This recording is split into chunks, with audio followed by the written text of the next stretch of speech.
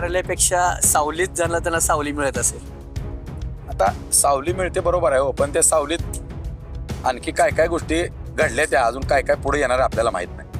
मी पत्र दिलं म्हणून हा रस्ता मंजूर झाला असं मीच म्हणायचं, मीच पेपरला बातम्या द्यायच्या. मग सरकारचं काय कर्तृत्व नाही सांगितलं की ते कुरुलमध्ये पंचायत समिती उमेदवार आहेत, त्यांचे 4 ट्रॅक्टर त्या ह्याला आहेत. मी पेपरला वाचलं जकराय कारखाना. हे म्हणतात की जकराय कारखाना होतो, मग तुम्ही कसे तिथं दिले 4 ट्रॅक्टर. आणि ह्यांचा एकच अजेंडा आहे, राजन पटलाला आपल्याला हरवायचं आणि राजन पटलाला विरोध म्हणून आमच्या पाठीशी आहे. आता कुठं राजन पटला उभारले आणि त्यांची मुलं उभारले, आमदार झाले. संजय अण्णा क्षीरसागर यांनी पाठिंबा दिल्यामुळेच कदाचित ते निवडून आले असा लोकांचा समज आहे. मग एवढं करून देखील आमदार आपल्या सोबत का नाहीत? कारण त्यांच्याकडे डायरेक्ट पण जाणारे बरेचसे लोक आहेत, ते डायरेक्ट गेलेले लोकांचे कामं करतात. उमेश पाटील भासवतात ते आमदार माझा ऐकतात. आमदार त्या उमेश पाटलांपेक्षा सुद्धा डबल पुढचे आहेत. अच्छा. हा, त्यांनी पण शिवसेनेचा कार्यकाळ बघितलेला आहे, त्यांनी पण शिवसेनेत काम केलेलं आहे. त्यांनाही मुंबईचं मंत्रालय, मंत्री, मुख्यमंत्री सगळं माहिती आहे त्यांचं. हे म्हणतात की चुकून गेले. अहो कसं चुकून गेले म्हणता तुम्ही? पुन्हा ह्याने फॉर्म दिले, पुन्हा त्यांच्यावर दबाव आणला, काढून घ्या काढून घ्या, पुन्हा म्हणजे पत्र करून बात करतो. म्हणजे काय आता मला खरं तर मी महिला भगिनींची माफी मागून मला असं बोलावं वाटतं की ह्यांनी चुका केल्या, पुन्हा अबॉर्शन करायचा प्रयत्न केला आणि पुन्हा आता जन्मल्यावर म्हणतात की आमचं नाव लावू नका तुम्ही. असं झालं. आता तुम्ही सांगता शेतकऱ्यांची प्रगती, तुम्ही कारखाना उभा करणार आहात, पण तिथे तरी कुरुलला उमेश पाटील हे कारखाना बंद पाडतो किंवा त्याचे धूळ राग बाहेर येते. तर आदरणीय पवार साहेबांनी मला त्याचा शब्द दिलाय आणि मला दिल्लीमध्ये बोलवून घेऊन यांना वाटलं की आता हा कुरुलचा नवीन भाग आहे, त्यांचं कसं आहे नवीन भागामध्ये जायचं, नवीन लोकांवर इम्प्रेशन पाडायचं आणि सोशल मीडियाचा वापर करायचा आणि सत्ता घ्यायची. तालुक्याचा नेता होण्याची इतकी घाई झाली म्हणून ते डायरेक्ट लोकांना आता खोटं लबाड थोबाड बोलून या ठिकाणी मीच कसा तालुक्याचा विरोधक आहे. एकतर मी यांना विरोधक मानत नाही, पिळवणूक करून या तालुक्यातील विरोधी पक्षात काम करणाऱ्या लोकांचा अनगर करायला प्रचंड छळ केला. जकराय कारखान्याचे संस्थापक चेअरमन ॲडव्होकेट बिराप्पा जाधव साहेब एक आदर्श घेण्यासारखं व्यक्तिमत्व आहे. एसटीनं प्रवास केला, लॉजवर कॉट बेसिसवर राहिले, रेल्वेमध्ये जनरल डब्यामध्ये आम्ही त्यांना पाहिलेला.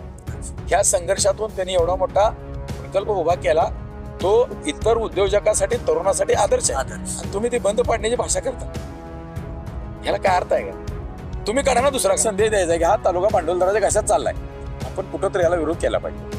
आणि म्हणून मी हा निर्णय घेतला. 2 मीटिंग घेतल्या महाविकास आघाडीच्या आणि महाविकास आघाडीच्या माध्यमातून या कार्यकर्त्यांना न्याय देण्याचा मी प्रयत्न केला. खरं तर निघलं पाहिजे, त्याची शिबाई चौकशी झाली पाहिजे, हे झालं पाहिजे. मग 12 वर्ष तुम्ही झोपला होता, 17ला तिथं जाऊन पद घेतलं तुम्ही. अच्छा. आणि तुम्ही आता काढताय. मला आवर्जून हे सांगायचंय त्यांना, इशारा 12 वर्ष तुम्ही गेल्यानंतर त्यांच्या ठेवला होता का? म्हणजे हे पण तालुक्यासाठी लोकांसाठी खरंच करणं गरजेचं आहे की संजय अण्णा क्षीरसागर एवढे विरोध होते पण त्याच वेळी आमदारांना एवढे कसे काय लगेच पाठिंबा दिला गेला? या तालुक्यात एकनाथ शिंदे साहेबांच्या तोंडून त्यांना प्रचार, म्हणजे मला खरंच मी एकनाथ शिंदे साहेबांना सुद्धा म्हणतो की तुमचं कसं धाडस झालं. तुम्ही छत्रपती विचाराचा वारसा सांगत असताना एका स्त्रीला हरवण्यासाठी महाराष्ट्राच्या उपमुख्यमंत्र्याला तुम्ही इथं आणलं आणि ज्योत्स्नाताई पाटील यांना मतदान करू नका सांगायची. अहो ह्याचे परिणाम काय होतील ह्याचा निस्तार मिळेल ना. तुम्हाला तोच प्रश्न विचार ना.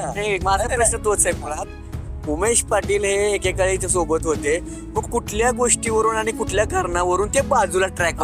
2014 होतो त्यांनी भाषण केलं की आमच्या नरखेडच्या जवळ एक कारखाना आहे आणि त्या कारखान्यात काटा मारतात म्हणून मी तिथल्या शेतकऱ्यांना सांगितलं की जकरायला कारखाना काटा मारत नाही त्याला टाक. यांचं कसं आहे, जिथं जे चालतं तिथं ते विकायचं.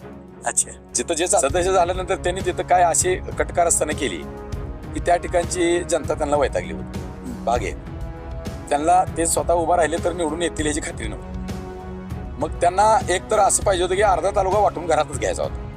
मग त्यांनी ती नरखेडची जागा स्वतःच्या भावाला संतोष अण्णा पाटील आमचे मित्र त्यांना देण्याचा त्यांनी दिली ती जागा. आणि ती घड्याळावर 2 जागा लढवता येणार नाहीत म्हणून त्यांना धनुष्यबाणाकडे पाठवलं. त्या गाडीला आमदाराचा लोक, हे आमदार आमच्या खिशात आहेत म्हणतात आणि आमदाराला घेऊन वावरतात. आमदाराचे सगळे अधिकार यांच्याकडे. त्यांना जिल्हा परिषद सदस्य व्हायला कशाला लागतंय? बरोबर. उमेश पाटलांनी हा तालुका आमदारांना ब्लॅकमेल करून दबाव आणून अर्धा तालुका. तर मग आपण आमदार सोबत किंवा उमेश पाटील यांच्या सोबत का जात नाहीत? काय आहे की काय नाही, पण हे लोक आमदाराला ब्लॅकमेल करतात. आमदाराच्या ह्याने अशा काय, मी ही पाठीमागं आमदार साहेबांना बोललो होतो की आमदार साहेब आपलं मोहोळमध्ये कार्यालय एक असलं पाहिजे. हवं तर माझी मोहोळमध्ये जे काय स्वतःला आम्ही ज्या तालुक्याचे राजेंद्र पाटलाचे विरोधक आहे, म्हणजे राजेंद्र पाटलाचा लाभ घेऊन त्यांच्या वाटणीमधला हिस्सा मिळत नाही म्हणून फुटून आम्हीच विरोधक आहे म्हणणारे जे कोणी आता समोर आहेत हा. ते सर्वच आहेत. तर पवार साहेबांना यांनी मिसगाईड केलं आणि सांगितलं की आम्हीच या तालुक्याचे प्रमुख नेते आहोत. नमस्कार, मी भारत शिंदे, न्यूज इंडियामध्ये स्वागत आहे. सध्या जिल्हा परिषद पंचायत समितीच्या निवडणुकीच्या अनुषंगाने आपण बऱ्याच नेत्यांच्या आपण मुलाखती घेत असतोय. त्याच अनुषंगाने आता माझ्यासोबत राष्ट्रवादी शरद पवार गटाचे नेते क्षीरसागर आपल्या सोबत आहेत, संजय अण्णा क्षीरसागर. खरं तर त्यांची एक तालुक्यामध्ये वेगळी प्रतिमा आहे. इतर नेत्यांमध्ये त्यांची गणना तर ती होतच नाहीये, कारण का ते अनेक नेत्यांपेक्षाही प्रभावित नेते मोहोळ तालुक्यामध्ये सरळ ठरले आहेत. हाच अण्णा नमस्कार. नमस्कार. काय वाटतं एकंदरीत आता जिल्हा परिषद निवडणुकीमध्ये एकंदरीत जे रणसंग्राम चालू आहे दुसरीकडे, मात्र आपण देखील शरद पवार गटाचे नेते आहात. मात्र शरद पवार गटाचे नेते असून देखील आपण आमदारांसोबत का नाही आहेत आपण? खरं म्हणजे या तालुक्यामध्ये एकाच एक निवडणूक व्हावी आणि हा. खऱ्या अर्थानं या तालुक्यामध्ये जसं लोकसभेच्या निवडणुकीमध्ये आम्ही सर्वांनी म्हणण्यापेक्षा महाविकास आघाडीने आणि विधानसभेलाही महाविकास आघाडीच्या माध्यमातून विजय मिळवला. परंतु या ठिकाणी काय झालंय की जे काय यश मिळालंय ते केवळ माझ्यामुळे मिळालंय, अशा प्रकारचा गर्व काही लोकांमध्ये निर्माण झालेला विधानसभेच्या निवडणूक विधानसभेच्या निवडणुकीनंतर. हा. खरं तर तसा गर्व निर्माण होण्याचं काही कारण नाही, कारण जे आता आमदार आम्ही निवडून आणला असे अवयव करणारे जे लोक आहेत या तालुक्यातले, ते लोकसभेच्या निवडणुकीमध्ये महायुतीच्या प्रचारात होते आणि महाविकास आघाडीमध्ये शिवसेना, उद्धव बाळासाहेब ठाकरे त्या पक्षाचे काही नेते, राष्ट्रवादी शरदचंद्र पवार या पक्षाचे काही नेते आणि काँग्रेसचे काही नेते आणि कार्यकर्ते आहे, असं मिळून 64,000 लीड आम्ही प्रणिताई शिंदेना दिला. मग 64,000 लीड गेल्यानंतर ह्या लोकांना वाटलं की आता महाराष्ट्रामध्ये जवळपास 188 विधानसभा मतदारसंघात लीड मिळाला होता लोकसभेच्या निवडणुकीमध्ये, आणि आता महाविकास आघाडीची सत्ता येईल म्हणून हे लोक आमच्यात घुसखोरी केली. आदरणीय पवार साहेबांना यांनी मिसगाईड केलं आणि सांगितलं की आम्हीच या तालुक्याचे प्रमुख नेते आहोत. अशा प्रकारची दिशाभूल करून ते घुसले आणि त्यांनी पहिलं काम माझं तिकीट कापण्याचं काम केलं. म्हणजे त्यानंतर आमदार राजू खरेंच्या अगोदर आपणच त्या पक्षामध्ये होतात. आदरणीय आपलंच नाव पवार चर्चेत साहेबांनी मला शब्द देऊनच पक्षात प्रवेश घेतला होता आणि मी पक्षात होतो. परंतु या मंडळीने एकत्र जाऊन की तालुक्याचे विरोधी पक्षातले आम्हीच प्रमुख आहोत असा भास निर्माण केला आणि त्या ठिकाणी काही दिशाभूल करून माझं तिकीट या ठिकाणी त्यांनी कापलं. कुणावरती आपला एक कुणावरती आरोप आहात असे काय किती मला- नेते आहेत असे? तुम्हाला आता जे काही स्वतःला आम्हीच या तालुक्याचे राजेंद्र पाटलाचे विरोधक आहे, म्हणजे राजेंद्र पाटलाचा लाभ घेऊन त्यांच्या वाटणीमधला हिस्सा मिळत नाही म्हणून फुटून आम्हीच विरोधक आहे म्हणणारे जे कोणी आता समोर आहेत ते सर्वच आहेत. त्यांनी सर्वांनी मिळून माझं तिकीट कापलं आणि आता सुद्धा मला वाटतं ठीक आहे, आदरणीय पवार साहेबांच्या आदेशाने मी पाठिंबा दिला. आमदार राजू खरेंना ती गोष्ट मान्य आहे की संजय क्षीरसागरच्या पाठिंब्यामुळं आपण आमदार झालो, हे सर्व ठीक आहे, आमच्यामध्ये कुठलेही म्हणजे दुमत नाहीये. परंतु ह्या लोकांना वाटलं की या निवडणुकीमध्ये मीच फक्त या तालुक्याचा नेता आहे, मीच राजेंद्र पाटील विरोधक आहे म्हणून माझ्याच नेतृत्वाखाली सगळं झालं पाहिजे, ह्या गर्विष्ठ भावनेतून त्यांनी आम्हाला बाजूला ठेवण्याचा प्रयत्न केला. एक जागा आम्हाला देण्याचं कबूल केलं. खरं तर मी तुम्हाला विधानसभेच्या मुद्द्यावरती एक प्रश्न विचारतोय. आपल्याकडे बरेच नेते भेटीगेटी त्यावेळेस दौरा चालवतात त्यावेळेस, पण शेवटच्या दिवशी आपण हे झालं नेमकं असा कुठला प्रस्ताव वगैरे आपण ठेवला होता का? म्हणजे हे पण तालुक्यासाठी लोकांसाठी खरंच करणं गरजेचं आहे की संजय अण्णा क्षीरसागर एवढे विरोध होते पण त्याच वेळी आमदारांना एवढे कसे काय लगेच पाठिंबा दिला गेला? या तालुक्यामध्ये आम्ही शिवसेनेच्या तिकिटावर बी लढलो, आमचा क्षीरसागर परिवार, मी असेल, माझे ज्येष्ठ बंधू आदरणीय नागनाथ भाऊ असतील, आम्ही तिकीट कापल्यानंतर अपक्षही लढलो, पण आम्ही 50,000च्या आत आम्हाला कधीच मतं मिळाली नाहीत. या तालुक्यातला जनाधार बऱ्यापैकी आमच्या सामाजिक कार्याला बघून किंवा आमची जनतेमध्ये असलेली अटॅचमेंट असेल किंवा आमची जनतेमध्ये काम करण्याची पद्धत असेल किंवा आमचं एक राजकारण कमी पण समाजकारण जास्त, त्यामुळं लोक आमच्या बरोबर आजही आहेत, पूर्वी होते. आणि आदरणीय पवार साहेबांचा शेवटच्या 2 दिवसात मला फोन आला आणि तालुक्यातल्या जनतेचंही मत होतं की तुम्हाला काय मतं पडतील, राजाभाऊ खरेंना काय मतं पडतील, परंतु तुम्ही दोघं पण निवडून येणार नाही, आपल्याला एक वेळेस अनगरकरांचा पराभव करायचा आहे. मग तालुक्यातल्या काही ज्येष्ठ लोकांनी मला अशी विनंती किंवा काय हक्कानं मला लोकांनी सांगितलं आणि शेवटच्या दिवशी आदरणीय पवार साहेबांचाही मला फोन आला आणि त्यांनी सांगितलं की तुम्हाला काय पाहिजे सांगा, परंतु तुम्ही या पक्षाच्या उमेदवाराला पाठिंबा द्या. अच्छा. मग पवार साहेबांसारख्या एवढ्या ज्येष्ठ आणि एवढ्या मोठ्या माणसानं आपल्याला काय पाहिजे सांगा म्हणल्यानंतर मी त्यांना सांगितलं की साहेब मला काय नको, तुमची सूचना मला मान्य आहे, मला फक्त राजकीय आशीर्वाद द्या. आणि तेवढ्या ह्याच्यावरती मी पाठिंबा दिला आणि आमदार या ठिकाणी निवडून आले आणि त्या आमदारांनाही मी दिलेल्या पाठिंब्याचं त्यांना म्हणजे मान्य आहे, मी दिलेला पाठिंबा, ते माझ्या पाठिंब्यावर आमदार झाले एकीकडे संजय अण्णा किंवा संजय अण्णा क्षीरसागर यांनी पाठिंबा दिल्यामुळेच कदाचित ते निवडून आले असा लोकांचा समज आहे. मग एवढं करून देखील आमदार आपल्या सोबत का नाहीत? नाही, किंवा आमदार आपण आमदार सोबत का नाही? आमदार आमदार माझ्या सोबत आहेत, परंतु आमदाराबरोबर ही 4 लोक जे आहेत, तुम्ही आता म्हणजे खरं तर कालपासून काही क्लिपा येतात आहे, तर त्या मुद्द्यावरती आपण विषय नाही सांगतो ना. हा. तर ही लोक, आमदारांचं माझं कुठल्याही प्रकारचे दुमत नाहीये, आमदार माझ्याबरोबर कुठलं सांगेल ते काम आमदार माझंही करतील, हा, हा. त्याबद्दल काय नाही. मग- पण हे लोक आमदाराला ब्लॅकमेल करतात. आमदाराच्या याने अशा काय गोष्टी आता बघितलं तुम्ही, एक आलेली क्लिप होते, पुन्हा ते बरेच काय काय. अच्छा, हा. तर आमदारांना हे लोक आमदारावर दबाव टाकतात की संजय क्षीरसागरला आपल्यात घेऊन आण. अच्छा अच्छा आणि म्हणून आमदार थोडंसं मला बाजूला ठेवण्याचा प्रयत्न करतात. पण व्यक्तिगत मी ज्या वेळेस त्यांच्याकडे गेलो त्यावेळेस त्यांनी माझे सगळे प्रश्न मार्गी लावले. मी ही पाठीमागं आमदार साहेबांना बोललो होतो की आमदार साहेब, आपलं मोहोळमध्ये कार्यालय एक असलं पाहिजे. हवं तर माझी मोहोळमध्ये तुम्ही ज्या ज्या बाजूला बोर्ड दाखवाल हा. त्या जागेला मी माझी जागा तुम्हाला उपलब्ध करून देतो, मी कार्यालय तुम्हाला तयार करून देतो, म्हणजे आपण त्या ठिकाणी लोकांच्या संपर्कात राहावं, असं मी त्यांच्याकडे प्रस्ताव ठेवलेला होता. पण काय त्यांनी- उत्तर काय आलं त्याचं? तर ठीक आहे, आपण एक 4 महिने जाऊ द्या, आपण पाहू. अशा पद्धतीचं उत्तर नकारात्मक थोडंसं आल्यानंतर मी ओळखून घेतलं की त्यांना काय इकडे कार्यालय करण्यात इंटरेस्ट नाही. खरं तर कारण इथं कार्यालय केलं तर हेच लोक कार्यालयात पुन्हा येऊन बसतील आणि आता तुम्ही जे चाललंय 2 दिवसात बघताय अशा प्रकारच्या घटना घडतील, म्हणून आमदारांनी सावधपणाची भूमिका म्हणून त्यांनी या ठिकाणी कार्यालय केलं. खरं तर मग तुमच्या कार्यालयापेक्षा सावलीत ज्यांना त्यांना सावली मिळत असेल. आता सावली मिळते बरोबर आहे हो, पण त्या सावलीत आणखी काय काय गोष्टी घडल्या, त्या अजून काय काय पुढे येणार आपल्याला माहित नाही. आता तर आपण तो ट्रेलर बघितलाय सावलीतला, अच्छा, म्हणजे अशा नक्की अनेक- या सावलीमध्ये काय चालतंय, हा. कशाचा अड्डा आहे तो, का कार्यालय आहे, हा. काय म्हणजे नक्की काय कळत नाही. म्हणजे मग एकंदरीत एवढं सर्व असताना आपण जिल्हा परिषदला आपण महाविकास आघाडीमध्ये का लढवत आहात आपण पूर्णपणे? हे गेली 25 वर्ष या तालुक्यामध्ये अन्याय, अत्याचार, हे जुलमी राजवट अनगरकरांची, ह्यांनी अनेक लोकांना त्रास दिला. अनेक लोकांचे पूर्वी कसं होतं, ऊसाचं राजकारण होतं, त्याचा ऊस जाळायचा, दुधाचं राजकारण होतं, त्याचा दूध नासवायचा, हा, हा. सोसायटीच्या रोख्याचं राजकारण होतं, त्याचा रोखा करायचा नाही. अशा प्रकारचे आर्थिक पिळवणूक करून या तालुक्यातील विरोधी पक्षात काम करणाऱ्या लोकांचा अनगरकरांनी प्रचंड छळ केला. आणि मग छळ सहन करून हे कार्यकर्ते गेली 20-25 वर्ष आमच्या बरोबर अगदी प्रामाणिकपणे राहिले. आणि मग आज कुठं तर जाऊन आपल्याला एखादी सत्ता मिळाली म्हणून ह्या कार्यकर्त्याला सोडून जाणं, हे काय मनाला पटलं नाही. आणि म्हणून या कार्यकर्त्यांच्या ताकदीवर आम्ही महाविकास आघाडी, काय काँग्रेस असेल, राष्ट्रवादी शरदचंद्र पवार पक्षाचे काही कार्यकर्ते असतील, शिवसेना उभाटा गटाचे काही कार्यकर्ते असतील, यांना एकत्रित घेऊन आम्ही एक चांगला विचार लोकांसमोर ठेवण्याचा प्रयत्न केलाय. भले आर्थिक दृष्टीतून आमचे कार्यकर्ते दुबळे आहेत, अच्छा. आम्ही यांच्या एवढा खर्च करू शकत नाही, पण मला यातून एक संदेश द्यायचा आहे की हा तालुका भांडवलदाराच्या कशात चाललाय, आपण कुठंतरी याला विरोध केला पाहिजे. आणि म्हणून मी हा निर्णय घेतला.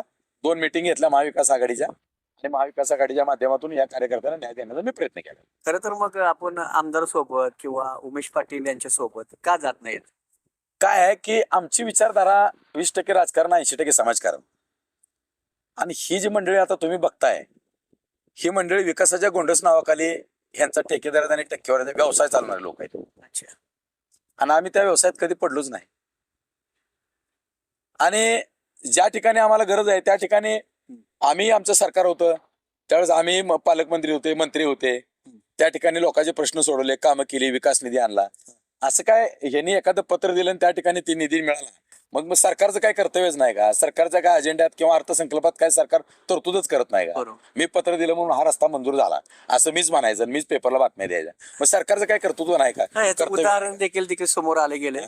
कुरुलमध्ये सब स्टेशनच्या विरोधात अनेक आता टीका टिप्पणी होत आहेत.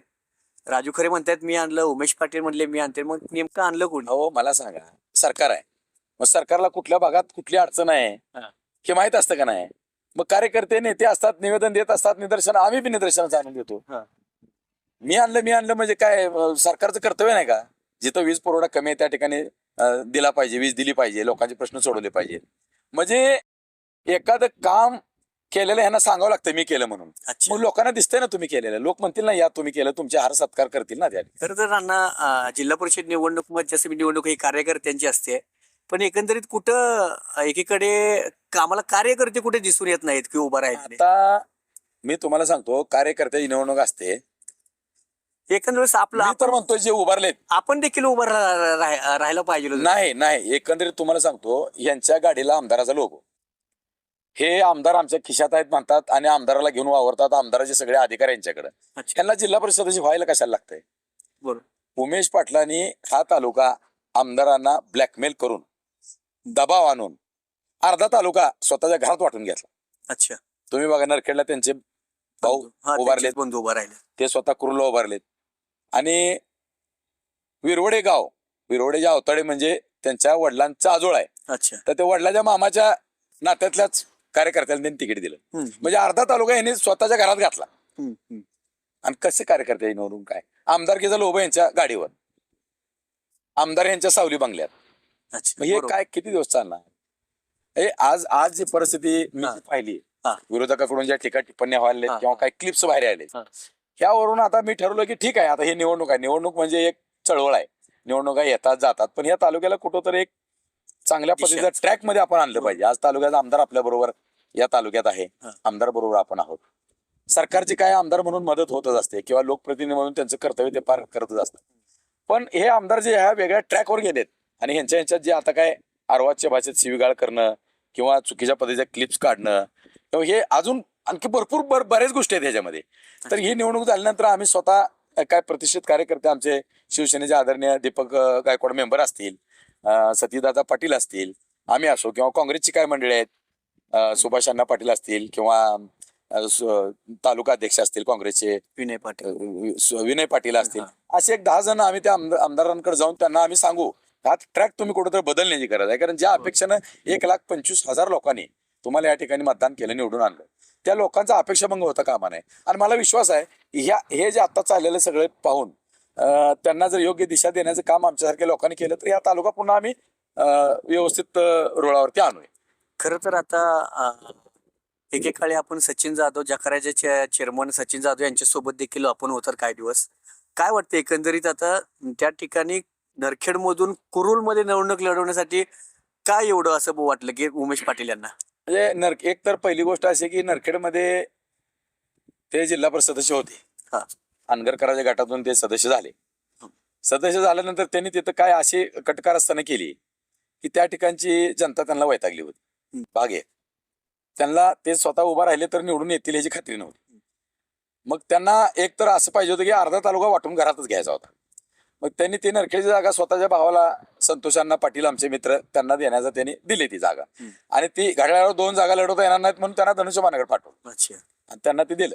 वास्तविक पाहता संतोष पाटील हे राजन पाटलाचे विरोधकच आहेत. म्हणजे संतोष पाटील आणि संजय क्षीरसागर तालुक्यातले 2 व्यक्ती असे आहेत की ते अजून अनगरकरांची पायरी कधी चढली नाही किंवा पहिल्यापासून एक वैचारिक विरोध केलेला आहे. आणि ती जागा त्यांना दिली. आणि म्हणून यांना वाटलं की आता हा कुरुलचा नवीन भाग आहे. त्यांचं कसं आहे, नवीन भागामध्ये जायचं, नवीन लोकांवर इम्प्रेशन पाडायचं आणि सोशल मीडियाचा वापर करायचा आणि सत्ता घ्यायची, अशा पद्धतीचं. त्यामुळे त्यांनी कुरुलमध्ये आले. नरखेडच्या भागात विकास झालाय का? पण त्यामुळे काय परिस्थिती अशी आहे की त्यांनी नरखेडमध्ये काय विकासाच्या काय गोष्टी केल्या त्यांनी, परंतु त्यांचा जो नरखेडमध्ये आतापर्यंत त्यांनी जी रस्त्याची काय कामं केली असतील किंवा काय विकास केला तर त्याचा दर्जा पूर्ण ढासळलेला. एकही काम 1 वर्षावर त्यांचं टिकलेलं नाही. खरं तर तालुक्यामध्ये अण्णा दुसरे एक प्रश्न विचारतोय. तालुक्यामध्ये 2 सहकारी साखर कारखाने, एक लोकनेते असेल किंवा भीमा सहकारी साखर कारखाना हा मल्टी स्टेट जाण्यात गेलेला आहे. काय वाटतं एकंदरीत काय हेतू आहे, काय नेमकं? काय झालं की या तालुक्यामध्ये अनगरकर विरोधी असा एक गट आहे. 2 गट. मग त्या अनगरकर विरोधी गटाचं नेतृत्व किंवा त्या गटाच्या बरोबरीनं आम्ही तालुक्यातले काही 4 पक्षाचे लोक आहोत.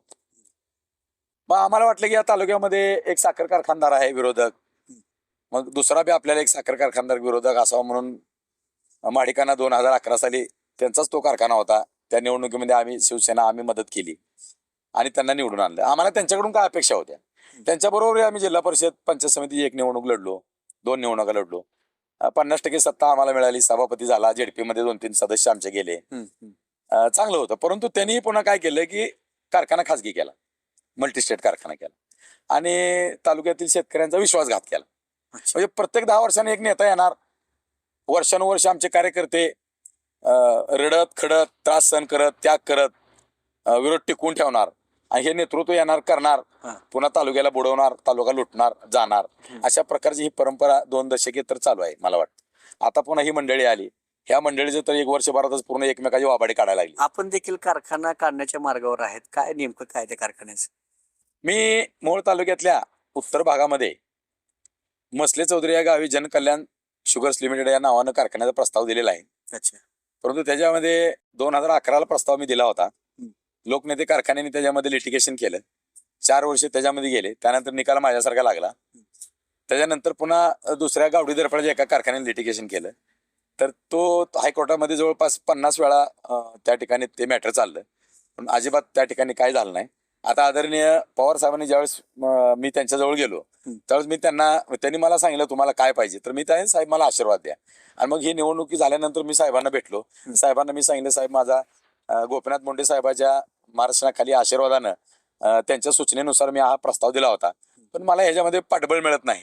मग आपण जर मला ह्याच्यामध्ये पाठबळ दिलं तो कारखाना उभा करण्यासाठी मदत केली तर खऱ्या अर्थानं म्हणजे माझं सार्थक होईल जीवनाचं.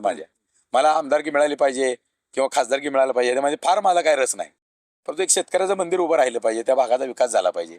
शेतकऱ्याला त्या माध्यमातून आर्थिक प्रगती झाली पाहिजे. आता तुम्ही सांगता शेतकऱ्यांची प्रगती, तुम्ही कारखाना उभा करणार आहात, पण तिथे तरी कुरुलला उमेश पाटील हे कारखाना बंद पाडतो किंवा त्याचे धूळ राग बाहेर येते. तर आदरणीय पवार साहेबांनी मला त्याचा शब्द दिलाय आणि मला दिल्लीमध्ये बोलवून घेऊन संबंधित खात्याशी माझी बैठक लावून त्या कारखान्याचं काम चांगल्या पद्धतीनं माझं मार्गी लावलेलं आहे. आणि आदरणीय पवार साहेब माझ्या पाठीशी उभे असल्यामुळं मला आता खात्री आहे की जनकल्याण साखर कारखाना मसले चौधरीला उभा राहणार. ते जे बोलतायत आता ते 2 महिन्यापूर्वी आता ती दुसरी क्लिप आली काल. ते 2 महिन्यापूर्वी कारखाना काटा मारत नाहीये पण आता निवडणुकीमध्ये काटा मारतात असं उल्लेख केला उमेश पाटील. ते आम्हीच एकत्र बसलो होतो. ते मी पण आहे. ठिकाण कुठं जकरा या मल्टीस्टेट पतसंस्था आहे ऑफिस आहे तिथं आम्ही बसलो होतो. हा. आणि त्यांनी भाषण केलं की आमच्या नरखेडच्या जवळ एक कारखाना आहे आणि त्या कारखान्यात काटा मारतात म्हणून मी तिथल्या शेतकऱ्यांना सांगितलं की जकराला कारखाना काटा मारत नाही त्याला टाक. यांचं कसं आहे जिथं जे चालतं तिथं ते विकायचं. अच्छा. जिथं जे चालतं तिथं ते विकायचं. लोकांना माहित नसतं. खोटं नाटक काय बोलायचं. मग आता हे माझ्या 20-25 वर्षाच्या राजकारणामध्ये अनगरकर असतील किंवा शिवसेना आम्ही पूर्वी भाजपमध्ये होतो. दीपक गायकवाड मेंबर असतील, बाळासाहेब गायकवाड असतील, आम्ही सगळे एकत्रित एकमेकाच्या विरोधात कधी लढलो कधी बरोबर लढलो. पण ह्या कुठल्याच नेत्याने जनतेच्या डोळ्यामध्ये धुळपेक कधी केली नाही. हा विकासामध्ये आम्ही हे करू ते करू बोलले असतील पण डायरेक्ट धुळपेक करायचं काम आम्ही एकमेकांनी कधीच केलं नाही. पण ही नवीन जमात आलेली आहे. पण आता सोशल मीडियाच्या माध्यमातून लोकांना डायरेक्ट खोटं बोलायचं. आता आरोप प्रत्यारोप करताना देखील एकमेकांचं असं खूप काही म्हणजे काय आपण गावरान भाषेमध्ये कमरेखालचा असा देखील तो बोलायचा देखील प्रचार सुरू आहे एकंदरीत पाहायला गेलं तर. मी अनेक वेळा सांगितलं होतं आमच्या महाविकास आघाडीच्या मीटिंगमध्ये सांगितलं, मेळाव्यामध्ये सांगितलं की राजकारणाचा दर्जा ढासळतोय. पूर्वी सुद्धा आम्ही ऐकलेलं आहे की लोकनेते बाबुराव पाटील असतील, त्यानंतर स्वर्गीय माजी राज्यमंत्री शाजीराव पाटील साहेब असतील, पंढरीभाऊ गावडे असतील, श्रीमंतदादा वाघमोडे असतील किंवा ERD शेख मालक असतील किंवा आमचे लिंगायत समाजाचे नेते या गावचे माजी सरपंच लक्ष्मण उर्फ बबन कुर्डे असतील. ह्यांचा एक राजकारणाचा एकमेकाचा स्वर्गीय संभाजी महाराज असतील. पण यांच्या काळात सुद्धा आम्ही कधी ऐकलं नाही एवढं गलिच्छ पातळीवर राजकारण गेलेलं आहे. संघर्ष खूप टोकाचा होता. तो संघर्ष आज पाहायला मिळत नाही. पण एवढं कमरेखालचे टीका वगैरे कधी ऐकलं नाही. परंतु आम्ही 20-25 वर्ष एकमेकाच्या विरोधात आम्ही होतोच आणि आज पण आहोत. पण आम्ही एकमेकाला आम्ही कधी अशा प्रकारची टीका टिप्पणी केलेली नाही. हो, याचा राजन पाटील बारोंड उल्लेख करतात की आम्ही याच्यापूर्वी देखील आम्ही केलं नाही. मी पण आहे ना. राजन पाटील यांनी विरोधकांनी आता प्रचारामध्ये त्यांनी करतात की माझ्या पण सोबत विरोधक होते पण ते कधी असं त्यांनी भाषा वापरत नव्हते. विरोधक होते फक्त माझ्यापुरतेच विरोधक होते. आता आमच्यावर एक संस्कार होते, पक्षाचे संस्कार होते, कुटुंबाचे संस्कार होते, तालुक्यातल्या मी नाव घेतलेल्या राज्यकर्त्याचे संस्कार होते. पण आम्ही कधी त्यात पडलो नाही. ह्यांना तालुक्याचा नेता होण्याची इतकी घाई झाली म्हणून ते डायरेक्ट लोकांना आता खोटं लबाड थोबाड बोलून या ठिकाणी मीच कसा तालुक्याचा विरोधक आहे. एकतर मी यांना विरोधक मानत नाहीत. हे सगळे जे आता आहेत 4 जण हे सगळे राजन पाटील लाभार्थी आहेत. सगळ्यांनी तिथं जाऊन पाया पडून पद घेतलेले आहेत. तुम्ही मला एक नाव सांगा हा माणूस आहे का. सगळे लाभार्थी आहेत. नंतर आम्हाला त्या विषयाबद्दल इतकं आमचं मन सेन्सिटिव्ह आहे की पंडित देशमुखच्या रक्ताची बेईमानी करणारा माणूस या तालुक्यात कधीच राज्य लॉंग लाईफ करू शकणार. आणि आजपर्यंत आम्ही ते पाळलेलं. आणि 2017ला हेच बोलणारे पंडित देशमुखचं प्रकरण काढतो, चौकशी लावतो म्हणणारे उमेश पाटील म्हणले. हे 2017ला तिथं जाऊन तुम्ही बघितलं जिल्हा परिषद झाले. बरोबर आहे. मग 12 या वर्ष 5 वर्ष काळात त्यांनी किंवा 5 वर्ष 12 वर्षामध्ये त्यांना पंडित देशमुख काय जिवंत दिसले का? हा, म्हणजे आता हे ह्याच्यावर पडदा पडलेला आहे. लोकांना माहित नाही हत्या कशी झाली, परिस्थिती काय होती, नवीन पिढीला माहित नाही. म्हणून सांगायचं ते प्रकरण निघलं पाहिजे, त्याची सीबीआय चौकशी झाली पाहिजे, हे झालं पाहिजे. मग 12 वर्ष तुम्ही झोपला होता, 17ला तिथे जाऊन पद घेतलं तुम्ही, अच्छा.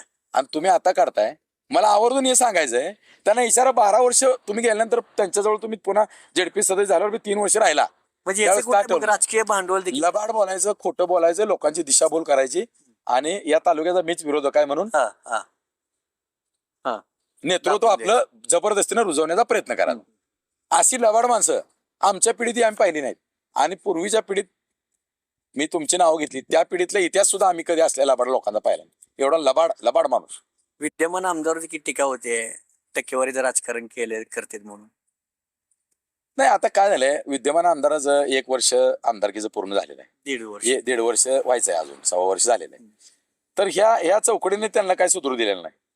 ह्या चौकडीने ह्या गावातली 10, त्या गावातली 10, त्या गावातली 10 लोक अच्छा, पाठवून सगळा निधी म्हणजे अडक केला. वाटून घ्यायचं जे म्हणजे येऊन आमच्यापर्यंत सुद्धा 1 रुपयाचा निधी अद्याप आलेला नाही. नाही आलं. नाही आला. आणि आम्ही त्यांना सांगितलं एकदा ह्यांची, आपण काय प्रस्ताव दिला होता? नाही दिलाय की प्रस्ताव आम्ही दिलाय, आणि आता सेकंड टर्मला आम्हाला त्यांनी शब्दही दिलेला आहे. पण मला सांगा, हा एका टायमाला आमदारांचे 5 वर्ष एकाच टायमाला जर सगळ्यांनी पैसे मागितले हा तर ते शक्य आहे का? बरोबर. शेवटी हे प्रलंबित प्रश्न आहेत, हा. सोडवले पाहिजेत, राजकारण आहे, केलं पाहिजे, ही चळवळ आहे, पुढे चालवली पाहिजे. एका टायमाला सगळं होत नाही. मग ठीक आहे, पहिल्या वर्षी नाही, दुसऱ्या वर्षी आम्ही घेऊ, त्या माध्यमातून आम्ही काय करू. पण आज आम्ही पाहिलं ना, ह्या चौकडीने आमदारांना किती अडचणीत आणलंय. तुम्ही पण त्या अभ्यासलंय ते सगळं. आता अजून ह्या 2 दिवसाच्या निवडणुकीत काय काय बाहेर येते मला माहित नाही. यानंतर आम्ही नक्की महाविकास आघाडीचे काही घटक पक्षचे प्रमुख आणि आम्ही आमदारांना घेऊन बसू, आणि त्यांची ही ट्रॅकवरनं जी काय गाडी बाजूला गेली ती ट्रॅकवर आणायचा आम्ही नक्की प्रयत्न करू, आणि त्यांना आम्ही काही गोष्टी समजावून सांगू, आणि ते ऐकतील असा आम्हाला विश्वास आहे. म्हणजे उमेश पाटील यांचेच का, म्हणजे यांचंच का ऐकण्याच्या ह्याच्यात आहेत आमदार राजू खरे? ते उमेश पाटील यांचं ऐकतात असं काय मला फार वाटत नाही, कारण त्यांच्याकडे डायरेक्ट पण जाणारे बरेचसे लोक आहेत, ते डायरेक्ट गेलेल्या लोकांचंही कामं करतात. हा. उमेश पाटील भासवतात, हे आमदार माझा ऐकतात. आमदार त्या उमेश पाटलांपेक्षा सुद्धा डबल पुढचे आहेत. अच्छा. हा, त्यांनी पण शिवसेनेचा कार्यकाळ बघितलेला आहे, त्यांनी पण शिवसेनेत काम केलेलं आहे, त्यांनाही मुंबईचं मंत्रालय, मंत्री, मुख्यमंत्री सगळं माहिती आहे, त्यांचा वावर आहे. हे वाचवतात, आमदार माझा ऐकतात. मग पण मला काय तसं वाटत नाही. आता हे जिल्हा परिषदला तर उमेश पाटील आणि आता सय्यद वरवडचे उमेदवार असतील, संग्राम काकडे असतील किंवा ज्योत्स्नाताई नरखेड म्हणून पाटील असतील, ह्यांना एकीकडे राष्ट्रवादीतून एबी फॉर्म दिला होता, तिकडे शिवसेनेतून जे दिला होता. मग हे परत चुकून गेलं असं वक्तव्य केलं गेलं, कितपत तथ्य आहे या वाक्यामध्ये? म्हणजे एक तर पहिली गोष्ट, ह्या मंडळीने कधीच जिल्हा परिषद पंचायत समिती निवडणुका लढवल्या नाहीत स्वतः. हा. सांगा तुम्ही एक नाव. ह्या माणसानं जिल्हा परिषद निवडणूक किंवा यांनी पॅनल केला. 2017ला पहिल्यांदा उमेश पाटील आले, राजन पाटलाची छत्री घेऊन त्यांच्या छत्रीच्या खाली उभा राहिले, सदस्य झाले. तुम्ही मला नावं सांगा. अगदी विजयराज दादा डोंगरे किंवा आदरणीय मनोहर भाऊ हे जर सोडले, ह्या मंडळींना ग्रामपंचायतीच्या निवडणुकीत सुद्धा अनुभव नाही. मग यांना सिस्टीम आहे ना, ते सिस्टीमच माहित नाही ना काय. अच्छा. त्यामुळे हे म्हणतात की चुकून गेले. अहो, कसं चुकून गेले म्हणता तुम्ही? AB. पुन्हा ह्याने फॉर्म दिले, हा. पुन्हा त्यांच्यावर दबाव आणला, हा. काढून घ्या, पुन्हा म्हणले पत्र करून बात करतो. म्हणजे काय, आता मला खरं तर मी महिला भगिनींची माफी मागून मला असं बोलावं वाटतं की ह्यांनी चुका केल्या, पुन्हा अबॉर्शन करायचा प्रयत्न केला, आणि पुन्हा आता जन्मल्यावर म्हणतात की आमचं नाव लावू नका तुम्ही. असंच झालं की, हा, ह्याला काय अर्थ आहे? विजयराज डोंगरे आणि वाईट गोष्ट म्हणजे राज्याचे उपमुख्यमंत्री एकनाथ शिंदे साहेबांना आणून त्यांना त्या उमेदवाराचं सांगावं लागलं की ज्योत्स्नाताई पाटील हे आमच्या उमेदवार नाहीत. अरे काय, कुणाशी लढता तुम्ही छत्रपती शिवाजी महाराजांच्या विचारांचा वारसा सांगता, आणि एक स्त्री गेली 4-5 वर्षे त्या नरखेड गटामध्ये काम करते. हा, आणि ते काम करत असताना तिला एबी फॉर्म दिलाय. अच्छा. तिच्यावर एकतर राष्ट्रवादीने आंदगरकरांनी भाजपने अन्याय केला. मग तुम्ही शिवसेना उद्धव ठाकरेचे तिकीट नाकारून त्यांनी तुमचं तिकीट घेतलंय, आणि तुम्ही त्यांना फसवलं, आणि आता पुन्हा तुम्ही चुकून दिला. एकनाथ शिंदे साहेबांच्या तोंडून त्यांना प्रचार. म्हणजे मला खरंच मी एकनाथ शिंदे साहेबांना सुद्धा म्हणतो की तुमचं कसं धाडस झालं. तुम्ही छत्रपती विचाराचा वारसा सांगत असताना एका स्त्रीला हरवण्यासाठी महाराष्ट्राच्या उपमुख्यमंत्र्याला तुम्ही इथं आणलं, आणि ज्योत्स्नाताई पाटील यांना मतदान करू नका सांगायची. अहो, हे जे परिणाम काय होतील ह्याचं ह्यांना हे नाही. त्या मतदारसंघात आम्ही जाऊन आता चस्पणी केली, फिरलो आम्ही. हा. लोक म्हणले हेच एबी फॉर्म देतात, ह्यांच्याच पक्षाचे फॉर्म, ह्यांच्याच पक्षाचा उपमुख्यमंत्री सांगतो की जयवंतराव पाटील यांना धनुष्यबाणाच्या मतदान करू नका. मग उलटच परिणाम झाला त्या ठिकाणी, अच्छा. असं आता ऐकायला मिळालं. काय वाटतं मग विजयराज डोंगरे गेल्या महिन्यात अजितदादा स्वर्गीय अजित पवार यांच्या पक्षात प्रवेश केला राष्ट्रवादी. काय वाटतं एकंदरीत त्यांनी कुठेतरी मग एकीकडे विजयराज डोंगरे आणि उमेश पाटील हे एकमेकांचे जरी जवळीक असले तरी राजकीय शत्रू असलेले देखील भासवत गेले होते. काय आहे की आदरणीय मनोहरभाऊ डोंगरे हे स्वर्गीय बाबुराव लोकनेते बाबुराव अण्णा पाटील यांच्या बरोबर काम केलेले ते एक ज्येष्ठ नेते आहेत जिल्ह्यातले, तालुक्यातले. त्यांना कामाचा अनुभव आहे. आणि विजयराज दादा सुद्धा त्यांचे चिरंजीव म्हणून अगदी लहान वयात तालुक्याचं सभापती पद किंवा अशा निवडणुका वगैरे ते, त्यामुळे ते तालुक्यामध्ये एक ठीक आहे, ते आता आमचे सहकारी कधी होते कधी नव्हते, पुढे असतील नसतील माहित नाही, पण त्यांना एक राजकीय, त्या कुटुंबाला एक राजकीय मॅच्युरिटी आहे.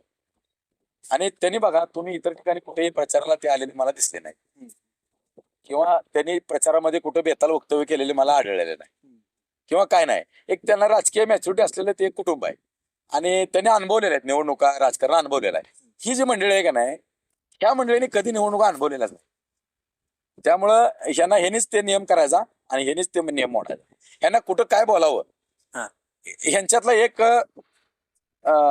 काय म्हणायचं त्याला, एक गर्विष्ठपणा काय माहिती आहे का, आम्हाला सगळं कळतं, समोर त्याला काहीच कळत नाही, त्यामुळे ते बोलत राहतात.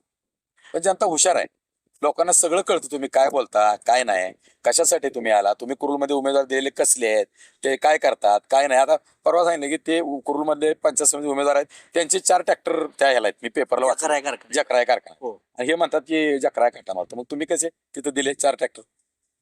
आणि ह्यांचा एकच अजेंडा आहे, राजन पाटलाला आपल्याला हरवायचं आणि राजन पाटलाला विरोध म्हणून आमच्या पाठीशी आहे.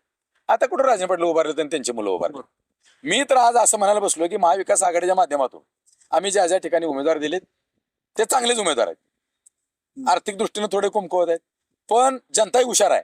जनतेला तर माझं आता एक नम्र आव्हान आहे की तुम्ही आता पक्ष पार्टी हा व्यक्ती, आता भारत शिंदे कुठल्या चॅनलचा पत्रकार आहे बघू नका, त्याची पत्रकारिता त्या व्यक्तीची कशी आहे, तो लोकांसाठी वेळ देऊ शकतो का, ह्याच्यापूर्वी कधी आला होता का आपल्यात, हे बघून तुम्ही मतदान करा आणि अशा लोकांना निवडून द्या. सगळं लायबिलिटी काय त्याची आपलीच, आज झाला आणि उमेदवार झाला असं नाही. यांना वाटलं आमदारांना आपण आणलं, आमदार केलं, हा ते निस्सा मिळे ना. तुम्हाला तोच प्रश्न विचार ऐका ना, माझा प्रश्न तोच आहे मुळात. उमेश पाटील हे एकेकाळी सोबत होते, मग कुठल्या गोष्टीवरून आणि कुठल्या कारणावरून ते बाजूला ट्रॅक 2019 यशवंत मानेची उमेदवारी आली. हा. मग यशवंत मानेची उमेदवारी येत असताना त्या प्रक्रियेमध्ये उमेश पाटलांचा बी थोडाफार सहभाग होता. हा. परंतु टेंडर अनगर करायचं होतं ना, मग ते टेंडरचं कापून म्हणतो ना की 20% काम तुला दिलं रोडचं, हा. त्यातले 1-2 किलोमीटरचं तुला घे 2, तर वाळूचा ठेका आहे 10% ह्याला दिला. तसं त्यांनी घेतलेल्या अनगर ठेक्यातला हिस्साच मिळाला नाही ना, मग ह्याने अनगर करावर चालू केलं. मग ह्यांना विचारलं की आपण बी इकडे एक फ्रंट बनवू ना, आपण बी आमदाराचा ठेका घेऊ. त्यांनी ही 24चा प्रयोग केला. आता सर्वात मोहोळ तालुक्याला सर्वात हॉटस्पॉट बनले गेले कुरुलमध्ये. काय वाटतं एकंदरीत कुरुलमध्ये चित्र काय होईल? काय हो का, एक तर उमेश पाटलांनी स्वतःहून सांगितलं की कितीतरी वेळा अनगरकरांनी जकरायचे कारखान्याचे चेअरमन सचिन जाधव यांना त्रास दिला, त्यांचा कारखाना बंद पाडण्याचा प्रयत्न केला, त्यांच्यावर पर्यावरणाच्या केसेस काढल्या, त्यांच्यावर खोट्या केसेस केल्या, पोस्कोचा गुन्हा दाखल करायचा प्रयत्न केला. ह्याचा अर्थ काय आहे की ते राजन पाटलाचे समर्थक आहेत का विरोधक आहेत? म्हणजे ह्याचा अर्थ की सचिन जाधव राजन पाटलाचे विरोधक आहेत. आता राजन पाटील साहेब ह्याच्यात आले, भाजपमध्ये आले, ते भाजपमध्ये आले. भाजप काय कुठल्या व्यक्तीचा पक्ष नाही. अटलजी, स्वर्गीय अटलजी किंवा अडवाणी असतील किंवा मोदी असतील यांचाही पक्ष नाही. भाजप हा केडर बेस पार्टी आहे, ते एक विचारधारेवर चालणारी पार्टी. त्यामुळे आता त्यांना आपण अनगरकराचा पक्ष म्हणू शकत नाही. त्यामुळे मग एक तर सचिन जाधव अनगरकराचे विरोधक, मग तुम्ही अनगरकराचा पराभव करा म्हणू शकत नाही त्या ठिकाणी. तुम्हीच म्हणता मी त्यांना मदत केली, आणि कुठलाही प्रकल्प उभा राहिल्यानंतर ते 1000-2000 हाताला काम मिळत असतं. आता माझा ऊस आहे, मला कुठल्या तरी कारखान्याला घालावं लागेल ना.